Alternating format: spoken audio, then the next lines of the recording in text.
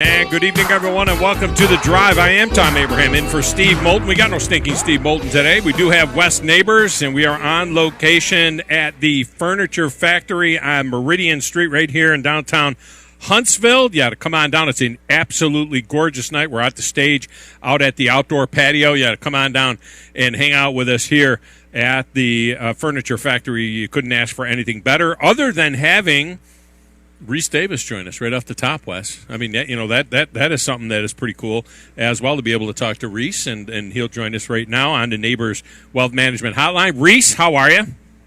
I'm doing well. How are you guys? Well, Reese, we're sitting outside in North Alabama on a stage pretty similar to what you guys do with College Game Day, and with not quite as big a crowd, and so it doesn't really get any better than this, does it? I would think not. I mean, you're there where it is reported that perhaps the Garden of Eden was nearby, about I would say 50 or 60 miles to your west is where the Garden of Eden was. So there you go. And nobody knows North Alabama better than you do. Now, I understand that you're the one that picks the venues, right, for College Game Day. So we want to ask you right off the top, why are you not in Tuscaloosa? What are you doing over there in Athens this week? Well, I do have input into it. All of us do. It's a collective thing with several of us on the show and management too. And actually, I mean, I understand the storyline between Nick Saban and Lane Kiffin, but the highest ranked matchup of the day, which doesn't always carry the day, but that was part of the equation this time. And then leading into the games kind of gives game day a special feel. So we'll do 2 hours of the show on Myers Quad, which is a great spot on Georgia's campus, and we'll move to the concourse area of Sanford Stadium, and that place is going to be filled with energy and electric, and starts a triple header day of SEC games on ESPN, not to mention the Alabama Ole Miss game, which we'll cover extensively, and Nick's going to be with us on the show Saturday morning. And so, we'll cover that game thoroughly, but it seemed like the right decision in terms of an atmosphere, in terms of starting our day on the network, was to go to Georgia. And look, let's be fair to Arkansas. They're one of the great stories of the season, and this is an opportunity this coming Saturday for Arkansas and for Ole Miss, and I think to a lesser degree Cincinnati, to sort of reshape this season anyway. I'm not talking permanently, but reshape this season the way the elite looks and how the playoff picture might ultimately look. Well, Reese, how's Killer doing? Well, I thought you'd ask about that, Wes, and I didn't know if Thom knew about the standard poodle. Not everybody, especially from Muscle Shoals, Alabama, ends up with a standard poodle.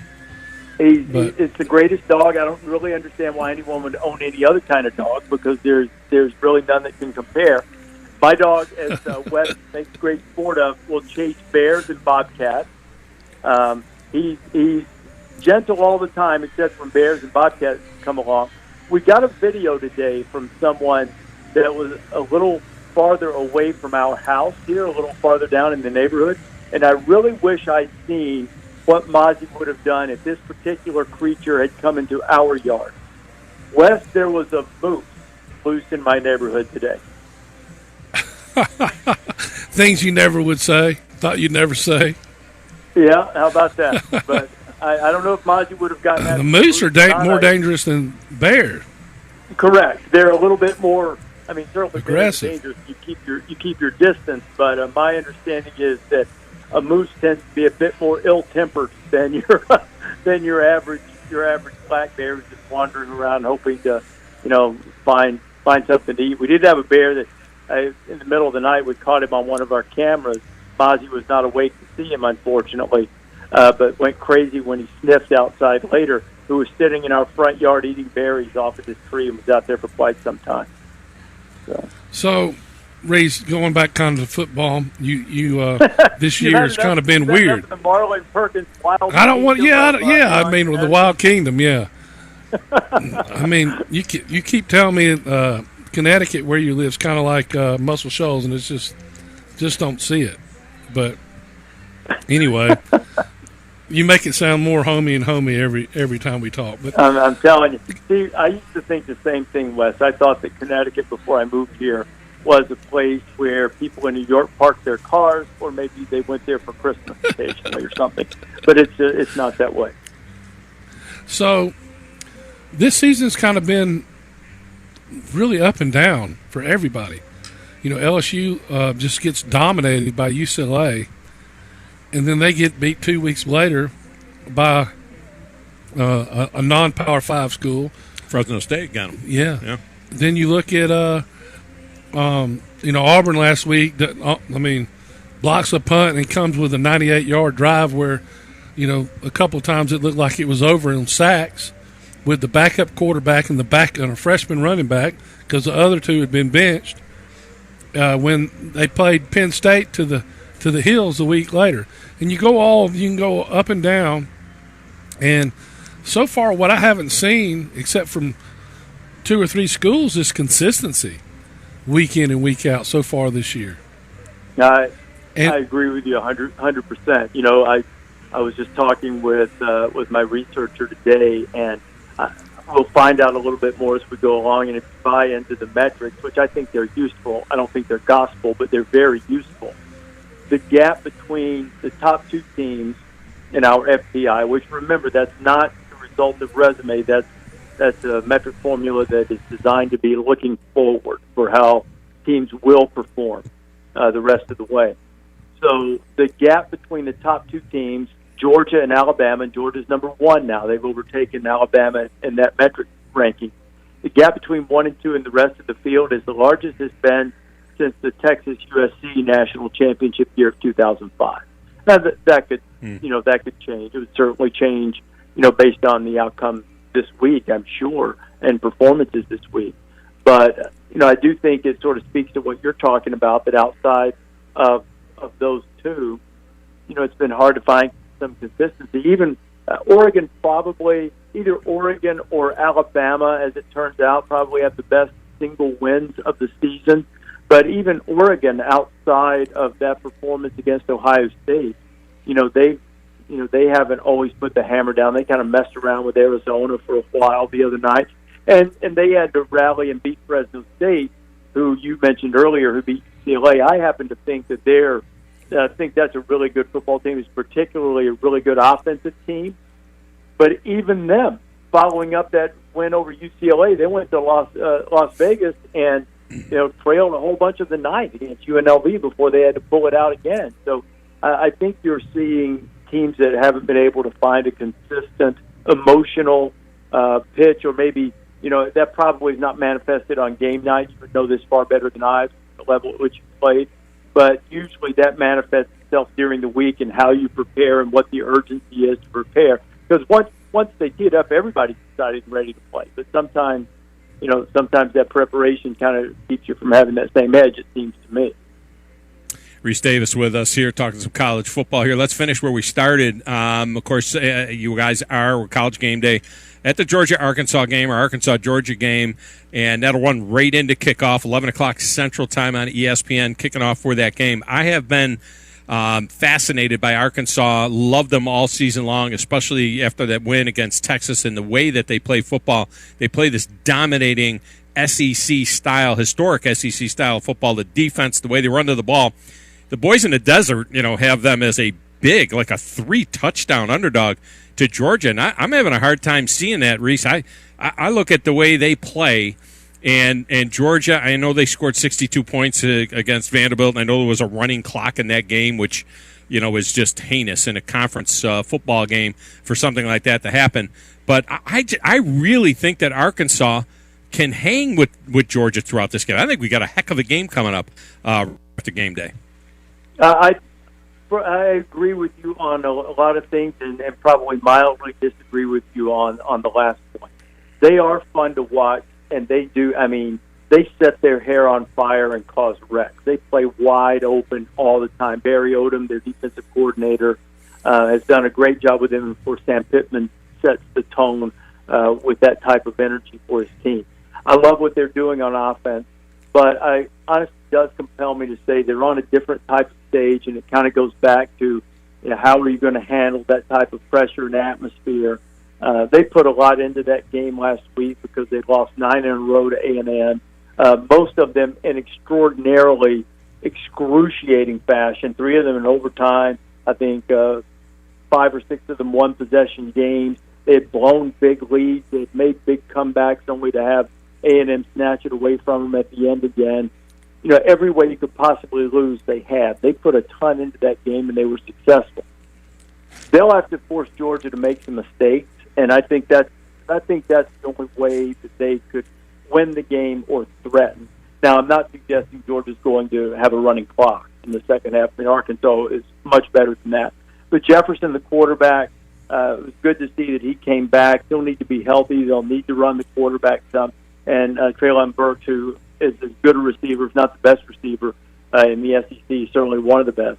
He'll have to have some explosive plays because you're not going to, at least in my judgment, you're not going to work the ball down the field consistently against Georgia. Maybe you'll have a 10-play drive, but they're going to do something to mess you up if you give them too many opportunities. Negative play, sack, strip sack, interception, force a fumble, something.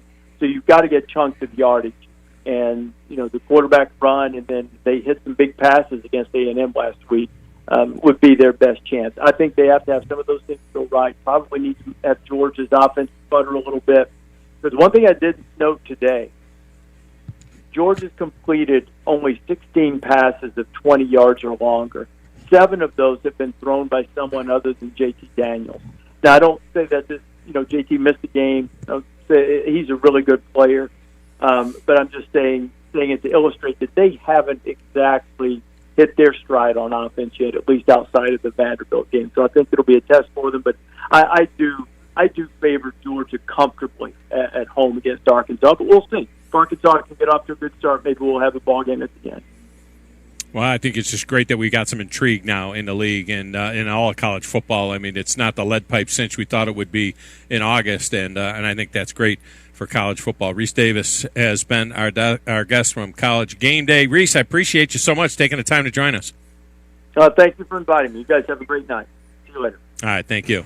Reese Davis there joining us. I don't think it's going to be a blowout, man. I think it's close. I think it's a fight. Man, here's the deal. I think it's a battle. I don't think Arkansas can run the ball on Georgia. Don't think they can. They're not going to be able to block the nose guard. I don't think that Arkansas or that Georgia though is going to be able to chuck it. I don't like JT Daniels, and I don't think Arkansas is going to or Georgia going to be able to chuck it all over the yard against these guys. Well, they won't, but they could win 21-0 and still cover. Yeah.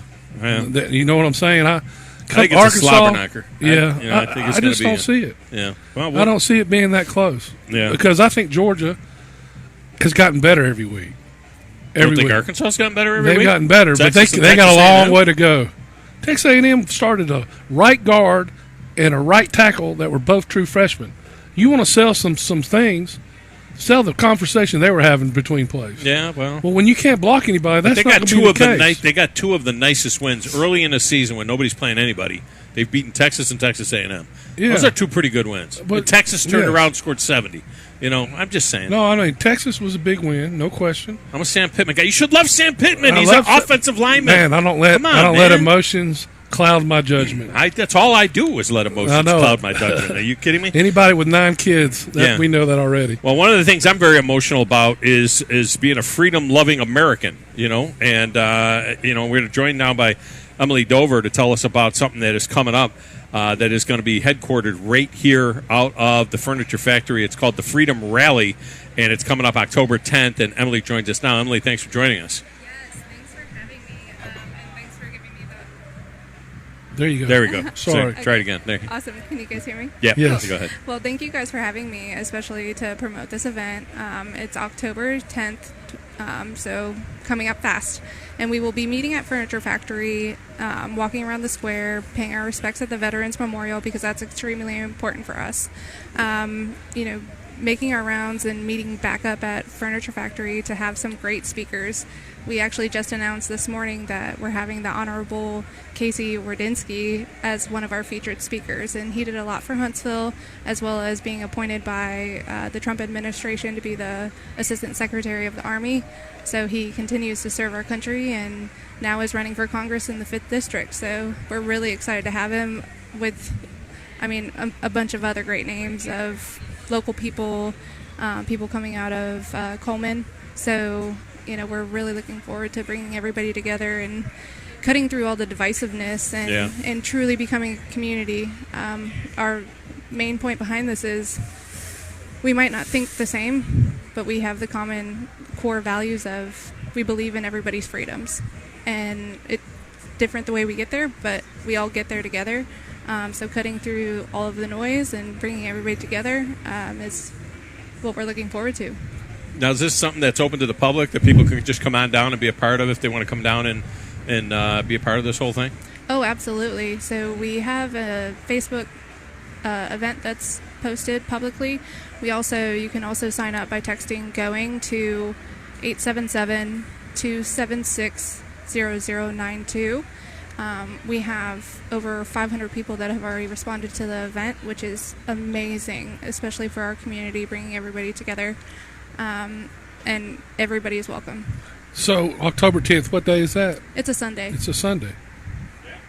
Yeah, so it won't interfere with. It's the day after Alabama football. beats Texas A&M. So you got Alabama, Texas A&M Saturday night, and then Sunday you come over here and everybody should enjoy be your happy. freedoms. Yeah, Right. exactly. Yeah. Well, with that in mind, when you start a right guard and a right tackle that are freshmen, you're going to have a hard time beating anybody with a good defensive line. yeah. Well, that's a good point. All right. So again, tell the people how they can find out about this. Yes. So we have a Facebook event where if you just put in the search bar Freedom Rally, you will find that event. If not, you can text GOING to 877-276-0092. All right, man. That's fantastic. We appreciate you taking a couple of minutes to tell us about it. Yeah, thanks, guys. All right, thank you. That is Emily Dover joining us there. And, that's one of the things that I love the most about this area, Wes, is, and I moved here now 16, 17, almost 18 years ago since I moved here, is that it's just great Americans, man. Oh, this is just, what I mean? This is just the core. America. This is America right here. This is the core of America. Right. Between having the arsenal here and the people that are here and the mindset. And the mindset is everybody's welcome. Yeah. Come into our family, help us grow this city, and do it the right way. And how much has this city grown? Oh, it's unbelievable. In 17 years, what I saw just since I came here in 2004. You've been here your whole life, but this was a town. This was a little town. As I move around, every time I'm moving around town, I'm like, so it's the biggest city in Alabama. Yeah, it's the biggest city in Alabama. We passed Birmingham as the biggest city in terms of Hoover makes that area bigger, but who knows what Madison's going to look. Madison might look like Hoover 5, 6, 8 more years from now. Well, I tell you this. When we used to go out when I was a kid, we knew everybody in town. Mm-hmm. You go out to eat, you knew everybody. Not that way, but still, how we're growing and all the good things we're doing. Not perfect, Yeah, but it's as close as without going over. Well, you say that about knowing everybody in town. I need to note something. I started a new Facebook page, and because my Facebook page got hijacked, so I started a new Facebook page, and Wes friended me. He friended me on the Facebook, and I would think that by now we should be friends on Facebook. You would think at least. I've been to your house now. We hang out together a little bit. You'd think we'd be friends on Facebook. You friended me. I tried to confirm your friend request, but you've got 5,000 friends on Facebook. You got no more room. You got to kick somebody off. I know it. To get me in. I know it. I got 500. You got 5,000. How do you get 5,000 friends? I don't let people hijack my Facebook. How do you? Even before it got hijacked, I only had 1,500. You have 5,000 friends on Facebook. Goodness gracious. Anybody left in town you're not friends with? Yes. You're never on there. It's not like you do anything on there. Right, I used to. I've slowed down. My kids wanted me to slow down. Your kids are the ones that are on there. Your kids friended me. Boys, I'm friends with the boys. I'm friends with Keith. I'm friends with somebody named Susan. I don't even know who that is. That's my mom. Oh, is it? Yeah. That was your sister. No, it's my mom. She's happy if she's listening. She's listening more like. Okay. I have a sister. Friended with all of those people. The only neighbors that I can't be friends with is my boss, my buddy. So he kicks somebody off so that I can, and it keeps coming up, and I can't make it stop. I don't want to delete it and make it look like, I don't want to be your friend on Facebook, but, that's a whole other story. All right, we're going to get a break in here. When we come back, June Jones is going to join us, and we'll talk to him next, right here on 97.7 ESPN The Zone.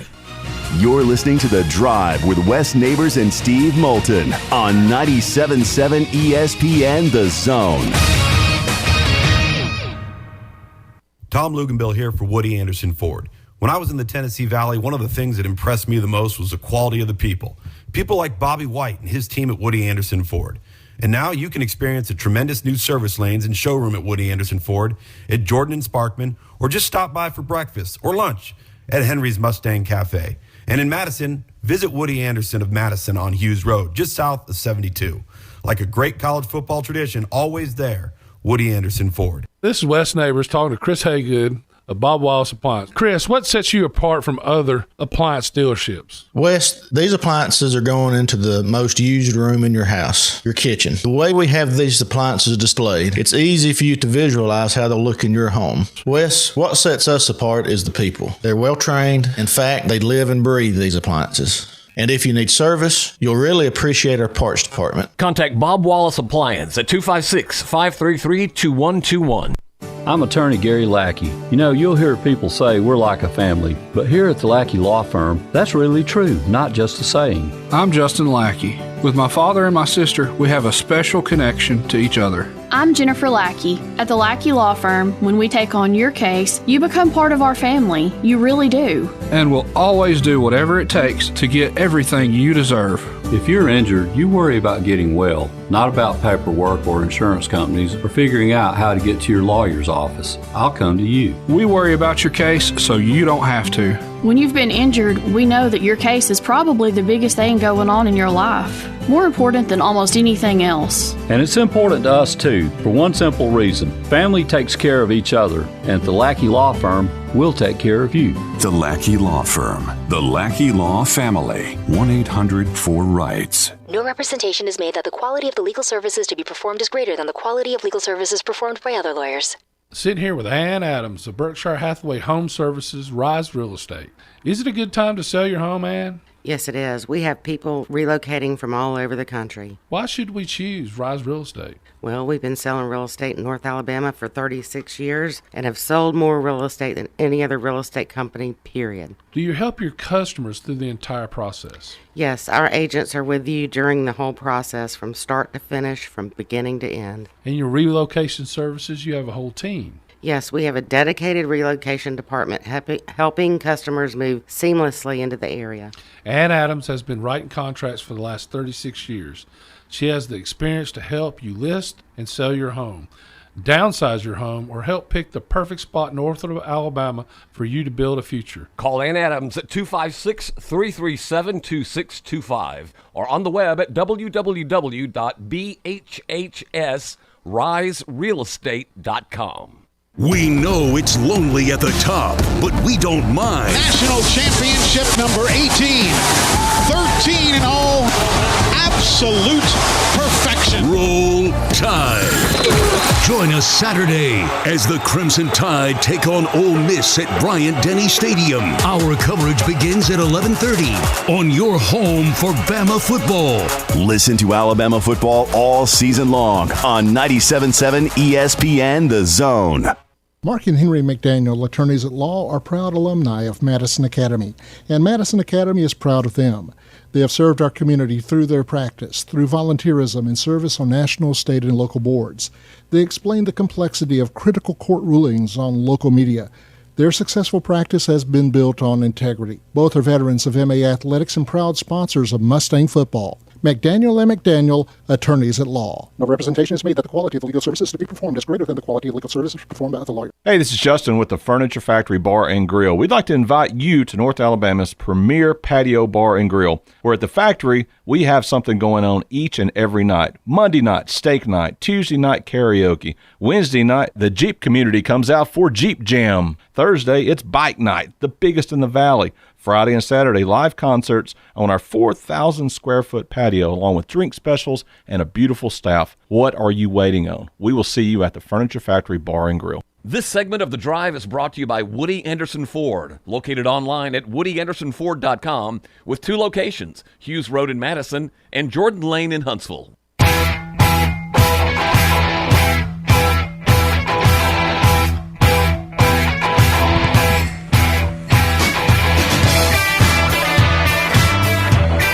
And welcome back to The Drive. I am Tom Abraham in for Steve Moulton tonight.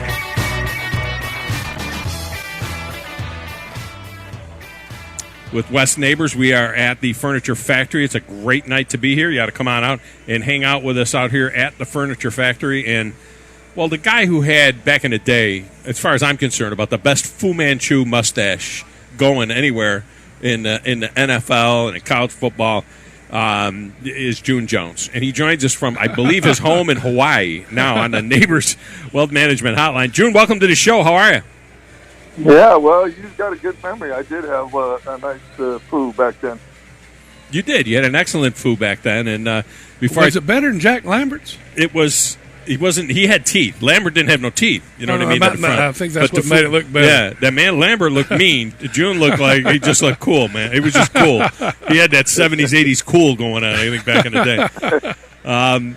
June, before I turn you over to Wes, I know he has a couple of questions for you, but I wanted to ask you about the transition. We see more and more young quarterbacks. Back in the day, these young quarterbacks would go into the NFL and they would sit for a couple of years and they'd learn, and then when they would hit the field, they would be ready to go. We got to play them right away now. We put them all in there. They cost too much money. We've got to play them right away. And pretty much all of them are struggling. Mac Jones, he had a much better game than it looked like with the interceptions, 3 of them or 2 of them at least, bouncing off of players. But for the most part, we're seeing a lot of interceptions thrown. We're seeing Justin Fields had an awful day. Zach Wilson has been awful. Trevor Lawrence has not been very good. Pretty much all of these young guys are struggling. Just speak to that a little bit about the jump from college football to the NFL and rushing these guys out there as pure rookies and saying, you're the guy. Well, as an organization, you hope that you don't break them before they can get going. You're hoping at Trevor Lawrence, you're hoping those guys that are playing right now, maybe by week 7, 8, 9, are feeling more confident about what they're doing. And that's a hard thing to put a gauge on because like Trevor Lawrence has never lost a football game in college or high school. He's lost 3 in a row, and he's throwing picks, which he never did before. And so, that's a battle within itself. I think what happened to Patrick Mahomes still is the best part of it. Is he sat there for a couple of years, got a little playing time, and finally when he got his opportunity, he was ready to roll. And I think that's still the best way. But the system doesn't allow that to happen anymore because you're paying those guys so much money. So, June, Coach, you said last year you were in a conversation. You talked about how a quarterback throws to a player, and you said a term that I'd never heard. Talking about Mac Jones was throwing it to a certain way to the people. What your aim point is? Yeah, well, he was the most accurate passer I had looked at in my 50 years of watching, NFL football and grading quarterbacks. His accuracy at Alabama was, phenomenal. I want to say over 25 yards, he was almost 55% or 53%, which normally, if you go take all those guys, they're in the high teens to 20% at that level. And Mac Jones has great eye concentration, and he puts the ball, right on the money most of the time. So, we're watching Bryce Young. Of course, he's setting record for touchdown passes. He has had trouble throwing it down the field, though, especially in the middle of the field, it seems like, although he completed one this week for a touchdown. He's missed several people that are wide open. Have you been able to watch any film on him yet? I have not looked at film, but I watched him on television, and I remember him. He's a California kid, so I kind of remember him in high school as well. Obviously, he's got a lot of upside. I think he'll get better and better. He's no different than going to starting for Alabama as a freshman is no different than starting for the Jacksonville as a rookie quarterback. I mean, the level of play gets higher. His accuracy has to become higher, and everything's faster and quicker. But all I remember about him in high school, I think that he's going to figure it out. And he's going to get it going. June Jones with us here talking some quarterback play. It also seems like, Coach, that there's no 6'2" quarterbacks anymore. I mean, you were 6'4", big guy. We see these quarterbacks that are huge. The kid that came in for Auburn, T.J. Finley, 6'7", may start this week against LSU. We'll see. A lot of 6'5" quarterbacks in the NFL, or they're 6', 5'11", that type of stuff. The Kyler Murrays that are out there now. I don't think that Baker Mayfield is more than 6'1.5", maybe. What's your take on why so many little guys seem to be excelling now? This Bryce Young that we're talking about is under 6 foot as well. He may be 5'10". But so many little guys seem to be excelling now where we never saw it before, or they're these huge guys that look like defensive ends now. Yeah, well, the tall quarterbacks, if you go back and really analyze who has been successful at the over 6'5", I say 6'5", probably going to be the cutoff point for that. Look at Dan McGuire's were 6'7", 6'8". You got some kid at Buffalo now, kind of that same way. You got those type guys, and until they prove in the NFL that they can do it now at the Baker Mayfields and the kid at Arizona, those guys have been quarterbacks and doing it at every level since they were born. And I think I never had an issue with a shorter quarterback, or the size didn't matter. That kid's an MVP in college. That he's been throwing that way for forever. So and had success, and so the defensive linemen maybe are 2 inches taller or whatever else by the time you get to the pros. Guess what? They figure out a way to make it work, and Baker Mayfield's a perfect example of that. I remember they asked Doug Flutie that same question. They say, what is it like throwing a ball, as a 5'10" quarterback, and then it was unheard of. And he said, I don't know anything different. I've been this size my whole life. This is as big as I've been in all of the football I've played. So you make those adjustments. The offensive line will make those lanes for you by scheme, and it works, I guess. June Jones with us. The other thing I was curious about, the high school football in Hawaii. We're seeing this pipeline of kids that are coming out of Hawaii now, and it seems to be kind of concentrated in one particular area. But to just talk about that a little bit, why are we seeing so many good players coming out of that little island, that area, and how much of that is a Samoan influence as well? Well, I think it's a combination of both. The Polynesian players, Hawaii has always put Polynesian players in the National Football League. The island of Pongo Pongo, where Pongo Pongo is an American Samoa, has the highest percentage of people to put into the National Football League. So they've kind of always been there. I think what you're directing the question to is what's happened when I came here and had my run. We turned this island into a passing island. The offense has changed. Everybody started to run what we were running at Hawaii, and so the quarterback and the skill players all of a sudden now starting to make it in the National Football League, and that to me probably has changed more than anything. And unfortunately, because of COVID, they still are unorganized here as far as football. This will be the second year So you're going to see a bunch of Hawaiians. I would say the top 30 players from Hawaii have moved to Las Vegas and are playing for Bishop and those schools up there. And so you're going to see those same names, but they're kids from Hawaii that just wanted to get on film, and they worked their whole life to get a college scholarship, and all of a sudden the state takes that away from the kids, which is a tragedy in itself. That's a whole different discussion. Yeah, it is too bad. June Jones with us here. Now, I got to ask you about one other thing.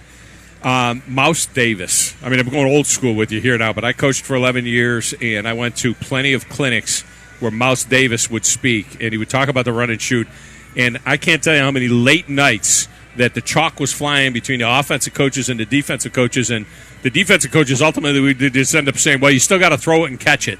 That whole run and shoot thing, you were there right at the beginning. That was what it came down to. It came down to there was no way to stop the run and shoot unless you played snot bubble defense. You hit them so hard that eventually maybe the receivers would be a little reticent about going over the middle anymore. But talk about what it was like to be at the very beginning of Coach Mouse Davis, the run and shoot, the chuck and duck, as I think they called it in Houston. Jerry Glanville, one of those guys, called it that. But what was it like to be at the very beginning of something that was so innovative, that has so many things that we see in football now still, elements of the spread coming from Mouse Davis, you guys back at Portland State, all the way back in the 70s? Well, at some point it'll be kind of awesome to look back at all that. What you're saying is correct. We changed football. Mouse changed football. 1984, the Houston Gamblers, Jim Kelly. That was got everybody kind of looking at what we were doing. And then when Jerry Glanville hired me and allowed me to run 4 wide receivers at the Houston Oilers, I remember Warren Moon was just coming off his 3rd season, I think, with the Oilers, and he got sacked like 15 times or something in the last game against the Cowboys. And Lad Herzig wanted to trade him, thought he couldn't play, and I had been with Warren, in Canada when I was with the Argos. We were playing against them in Edmonton, and I knew he could play, so I talked Lad into not trading him, at least let me have a chance with him. And, that's kind of the rest is history. Warren made the Pro Bowl that year, took us to the playoffs for the first time since Dan Pastorini, so almost 12 years. And, and then what happened from there is, I remember Art Briles coming over to see me, and he all of a sudden started running in high school there and won a couple state championships, then got the Baylor job. And so, it is kind of awesome that Mouse was part of that, and I was part of that change. And you see the change in every day when you're watching the National Football League now in every college game. I mean, there's just an entire generation of players now that they think it's been like this forever, Wes. They think this has been football forever. And that's all they run. They can't take a snap. They don't know how to go under center and take a snap. That's all shotgun. No way. Was it always all shotgun back though? You started it. It wasn't always all shotgun, right, June? No, it wasn't shotgun. What happened with the shotgun was Dick LeBeau was at Cincinnati, and we were under center. And Mouse was always under center, never in the shotgun. And so Dick LeBeau introduced, and really it was the defensive coordinator before him that got the head job at Cleveland, was zone blitzing in the middle 80s. Before the zone blitz really became known in the league, we were seeing it because we were in a formation that they thought we couldn't protect it. And so Dick LeBeau zone blitzed us, and we beat him, I think, every time. I don't think we lost to him ever. And I saved an article that Dick LeBeau said that we were the hardest to get to and sacked than anybody he played. And because everybody, Buddy Ryan did the chuck and duck and all that kind of stuff. Right. And of course we had to prove that it wasn't all that. So it was fun. And eventually, like I said, I'll look back probably 10 years from now when I'm out of it completely and really cheer for Mouse and for what we did to football. If they had the rules now, if they had the rules then that they have now, in terms of the collisions. Are you kidding me? You guys have scored 60 points a game, right? I mean, you'd have 500 yards passing a game if you could run the way a receiver can run across the middle now. I'm going to give you, since you brought that up, I'm going to give you a stat right now. 1995, we set a record for the most 1,000-yard players on one football team. We had a 5,000-yard quarterback in Jeff George. We had 3,000-yard receivers, and Ironhead Hayward rushed for 1,300 yards for the first time in his career. And that record still stands, even with the rule change. And, if we had those rules, it would have been 3 times as many yards. But, hey, I'm glad they changed them. A very, very good friend of mine. We do a lot of stuff together, NFL alumni stuff and so on, and he was in the same draft class as Wes was in, is Al Smith, the silent assassin. And I joke with Al all the time, and you remember Al. You were there at the Houston when Al was drafted. He started right from day one, and I joke with him. I said, what would it be like for you guys to play defensively in this NFL? He said we'd have to pay to play. He goes, we wouldn't have enough. We didn't make enough money to pay all the fines that we would have had to pay for every hit that we made over the middle. It would be impossible. Oh my God, you're exactly right. Well, we appreciate you joining us, Coach. Great stuff. It's always good to talk to you and talk about some good old-fashioned, old-school football, and we appreciate you. Enjoy the rest of the afternoon in Hawaii. All right, I'm going to tee it up here in 20 minutes. Nice. Good job by you. All right. All right, appreciate you. Aloha. Aloha is right.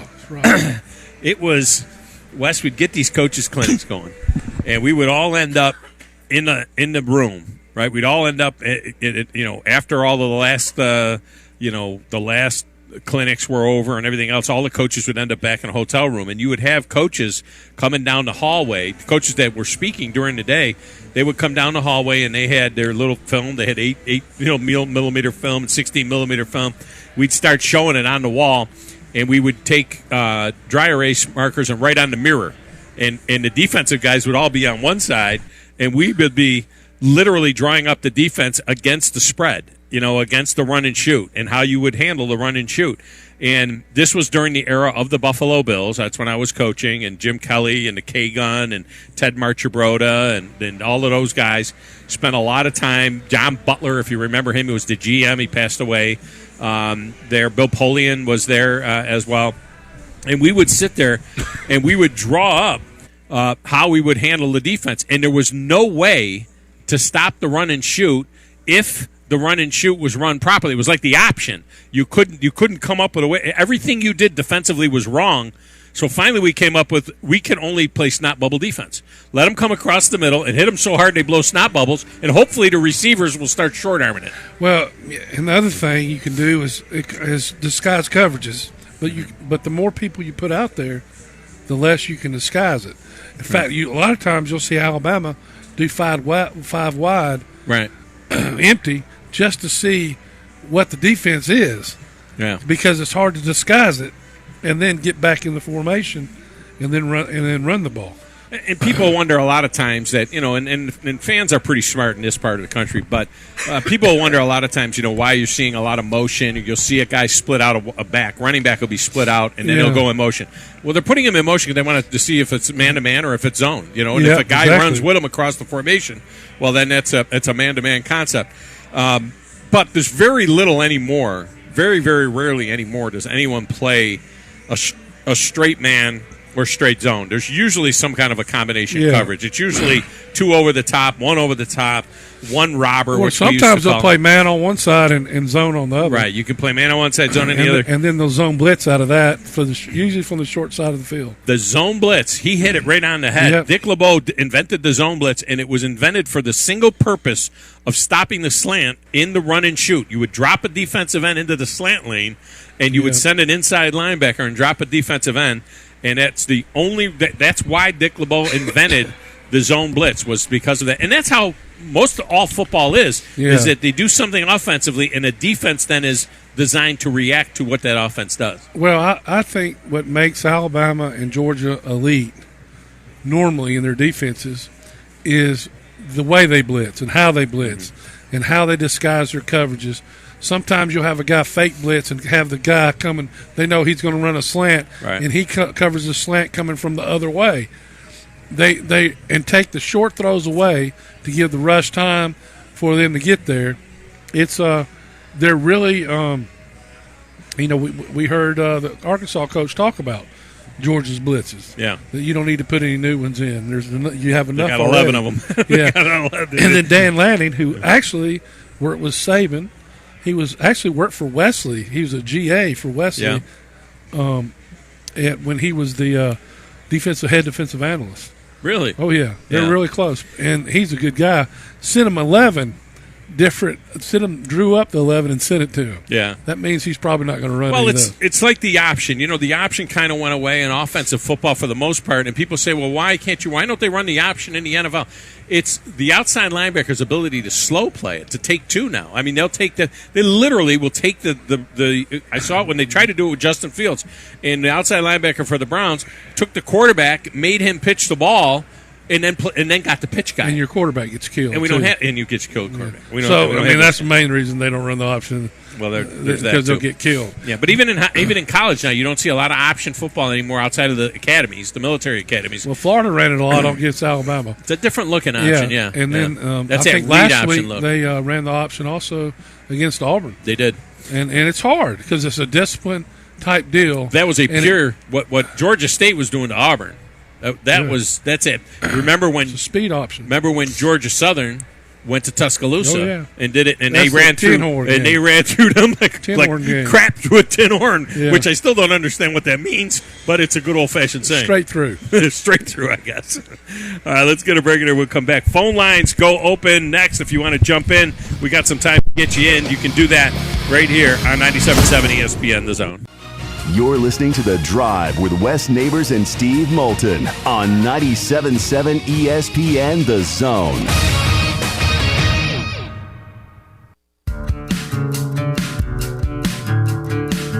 Maybe the air doesn't blow like it should, or it's needing new tires, or you're just ready for something newer. It's time to move up, time to trade up. Bobby White back again for Woody Anderson Ford, and it's the perfect time to trade in and trade up because your current car or truck is worth more than you know. In fact, we'll buy your vehicle even if you don't trade. We have nearly 100 Ford Blue Advantage certified pre-owned models to choose from. Our Ford Gold certified or low mileage, gently used vehicles with great warranties. They've passed a 172-point inspection by certified technicians, come with a 24-hour roadside assistance, plus a full tank of gas and a fresh oil change. It's the perfect time to trade in and trade up because your vehicle is worth more right now at Woody Anderson Ford. Corner of Jordan Lane and Sparkman Drive. Hope to see you soon.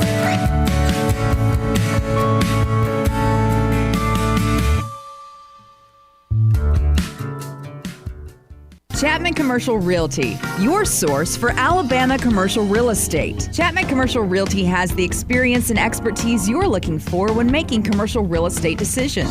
If it's office space, retail space, investment property, or project development, Chapman Commercial Realty is your answer. Call Bill Chapman today at 256-656-8413. That's 256-656-8413. Or find them online at chapmancommercialrealty.com. Chad, cue the cheesy Italian music. So you're in charge of the dinner spot, and the family is a hard group to please. Dad wants award-winning 21-day-age certified Angus beef. Mom craves authentic Italian food like great-grandma. Sissy pretty much won't eat anything but fresh seafood. And old life of the party, Uncle Walter, likes to enjoy a cigar after dinner with some live local entertainment and some killer cocktails. So you think you're in a pickle? Well, you're not. Relax. I'm Tom Chapman, chef at Nick's Ristorante at 10300 Bailey Cove Road, just south of Weatherly. We have all that and more. Our friendly and helpful staff is eager to help you Tuesday through Saturday, starting at 5. So, corral that crazy crew of yours and give us a call at 256-489-8280 or tell them to check us out at nicksristorante.com. I promise you, the gang will all think you're a culinary cruise director of awesomeness if you take them all to Nick's. See you soon. Ciao. Okay, Chad, kill that music. Nix is for patrons 19 or older. Hi, everybody. Eli Gold here. Right now, indoor air quality occupies top-of-mind awareness for families and business owners. Rick Smith and the trusted professionals at Environmental Comfort Systems can take care of your indoor air quality concerns with their state-of-the-art indoor air quality solutions. Environmental Comfort's indoor air quality systems remove 99.9% of airborne contaminants so you and your family can breathe clean, fresh air. If anyone in your family suffers from allergies, or if you just want the security of knowing the air you breathe inside your home is free from viruses, bacteria, pet dander, dust, and odors, Environmental Comfort Systems are the professionals to call. Environmental Comfort also carries state-of-the-art, high-efficiency comfort systems that increase home comfort, keep humidity in check, and help you save money on your energy bills. Give my friend Rick a call or visit them online at envcomfort.com and breathe cleaner air today. Environmental Comfort Systems, Alabama license number 92314. The kitchen is the heart of any home. It's where the family gathers. It's where kids discover old recipes and make them their own. Just starting out or just now getting started on the dream kitchen you've always wanted?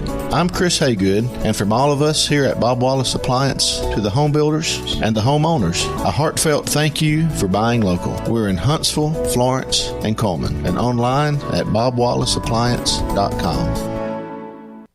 Everybody knows the fun begins when you get to the end zone, where you can enjoy half-price apps every Wednesday, Thursday, and Friday, half-price burgers every Tuesday, plus late-night pizza specials and a spectacular menu that includes jumbo wings, half-pound burgers, Tex-Mex, and an incredible selection of craft beer, and plenty of big-screen TVs. It's all happening at the end zone, 1851 University Drive, 2030 Cecil Ashburn at Jones Valley Station, and coming in early 2022, Mid-City End Zone at 1115 McMurtry next to the Target Shopping Center. This is the only place for Drew DeArmond, Wes Neighbors, and of course, Thom Abraham. I never met him, but I hear that he's a man of character. 97.7 ESPN The Zone.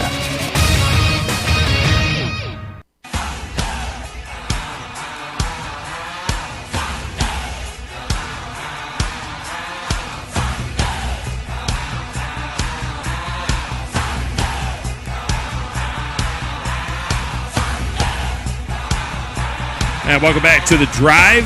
I'm Thom Abraham in for Steve Moulton tonight with Wes Neighbors. We are on location at the Furniture Factory. You know, I used to do shows at the Furniture Factory too, Wes, but they were always inside there. We never got to – we did some special shows out here on the stage, but this is nice out here. Gorgeous night. Beautiful. Beautiful night. It's Mexican night, too. And it's Pedro's. Mexican Fiesta. My wife has the fish taco. Hey, how are those fish tacos? Give me a thumbs up. Are they good? The fish tacos? Fish tacos are good. They're gone. I tell you, I looked down there and see that. Yeah, they're gone. I had a chicken sandwich that was to die for. A grilled chicken sandwich on a soft roll with melted cheese and bacon on it. My mouth is watering just thinking about it. I mean, it was outstanding. I mean, that's the thing. The Furniture Factory is a great venue. My daughter has played here many times. I can't even tell you how many times my daughter has played this venue with her band. And you know, it's always been a really, really cool place to go and to hang out at for sure.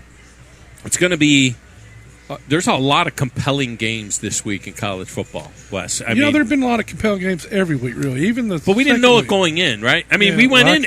But you go in and you'd say, well, this doesn't look real good. And then we had these great games. Yeah, there's been good games. This week you go in and you say, I mean, even outside of the SEC, you got 4 games in the SEC I really like that.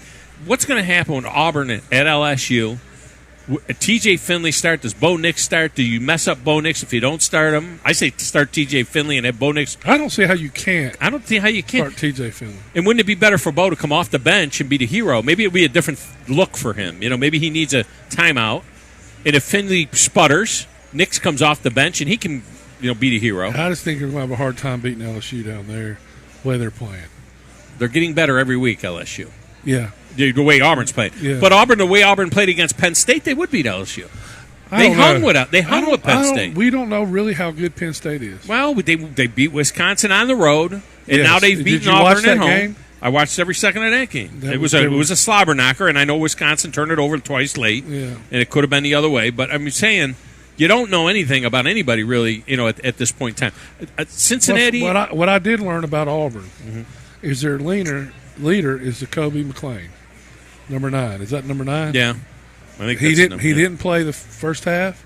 He came in the second half and made about every tackle and got that defense fired up. He made a lot of plays in open field. Auburn, up to that point, had missed a lot of tackles and had a lot of trouble. And when he came in, they became a different defense. I think he's key to their defense. But they had 2 linebackers out. They had a safety out. And what it does is it goes to their depth. To have a team like Georgia State be able to rip holes in them the way they were gashing them just because they had a couple of linebackers out, that shows a little bit of what kind of roster Brian Harsin has been left with. Well, we knew that it was going to be it's shallow. It's shallow. And their recruiting has been off the last couple of years, and now that really, really showed, and they're not doing great yet with recruiting. Yeah, that's going to be I've said the whole time, I like what Brian Harsin said. I like to tell you, he changed the quarterback. A 2-year starter, who he didn't recruit. But he didn't. It doesn't matter. Oh, I think it mattered because he brought T.J. Finley in. Yeah, but I don't think he had to change quarterbacks because he was going to lose more than likely the way he was playing. Yeah, you don't worry at that time. Does Gus make that move though? I don't know. I don't think so. I don't think so. I think Gus was loyal to a fault to Bo Nix. Yeah. I think with Harsin, he's like, look, I don't know you. I know you're a legacy kid. I know that I didn't. But I don't think that goes through their mind. I think he's saying, how do I win this game? But when he was recruiting T.J. Finley out of the transfer portal, don't you think he's saying to Finley, look, I promise you that if there's an opportunity, you're going to get a chance to play? Well, they say that to everybody. They promise you there's an opportunity. Good thing he was true to his word. Yeah. Look, did T.J. Finley play great? No. He gave him a spark. No, he made 2 tremendously athletic plays to win the game, though. 2. The 4th down play. And then the one where he was falling to the ground and completed a pass. Yeah. I mean, right before he hit the ground. And it was, wasn't a wild pass. Neither one of them were wild throws. Both of them were. I watched T.J. Finley play last year. Yeah. In fact, he started against Auburn. It was the reason LSU had no chance to win. He threw 3 interceptions, 2 for touchdown. Right. 3 or 4 interceptions. It would be a great story for him to be able to go back home and be able to do something. What's the line in that game? 3.5. LSU favored by 3.5? Doesn't seem like enough. It doesn't seem like enough. Alabama's favored 14.5. Now, it was a 15-point game last year up there, but it was a 4-point game with 7 minutes to go in the game. It didn't play like a 15. They broke that long run at 1 minute to go in the game. They snapped off it.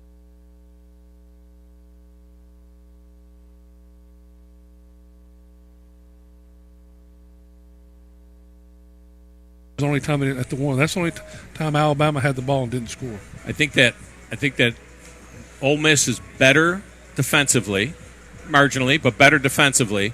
And I think that Alabama is not obviously where they were last year. They had 4 guys off of the offense drafted into the NFL in the first round. So you can't be who they are. So Alabama is a little bit down from where they were last year. I think Ole Miss is down offensively from where they were last year. Man. I don't think they have the weapons. I don't. They haven't really played anybody of note, but they did. I look at the way they handled Tulane, and Tulane's a pretty good football team who went there and hung with Oklahoma, ended up getting beat by 7 at Oklahoma, and so did West Virginia. So did everybody. But Ole Miss obliterated Tulane. I mean, just blew them right out of the water. And I think it means something having a week off. Having that week off might mean something. Well, I mean, they definitely have the people and the coaches to beat. Yeah. Beat Alabama. I just don't think they will. I don't think they will, but I think they got a fighter's chance in the game. All right, we get a break. When we come back, Trevor Matich will join us next right here on The Drive on 97.7 ESPN, The Zone.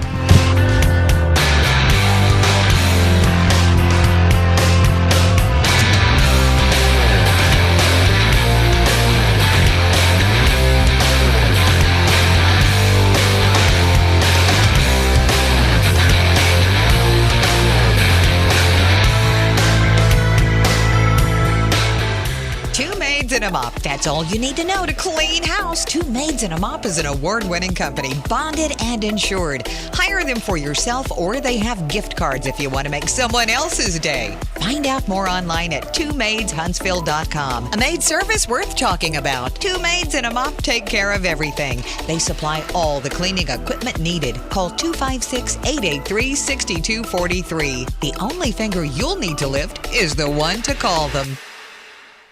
We love our pets, and when we need boarding or vet services, we want the best. That's why we chose Paradise Pet Resort and Spa. Everything our pets needed, all in one place. Boarding for both dogs and cats. Doggy daycare, grooming and spa services, web cameras, and top-notch vet care, too. It's a true Paradise Pet Resort for your furry friends.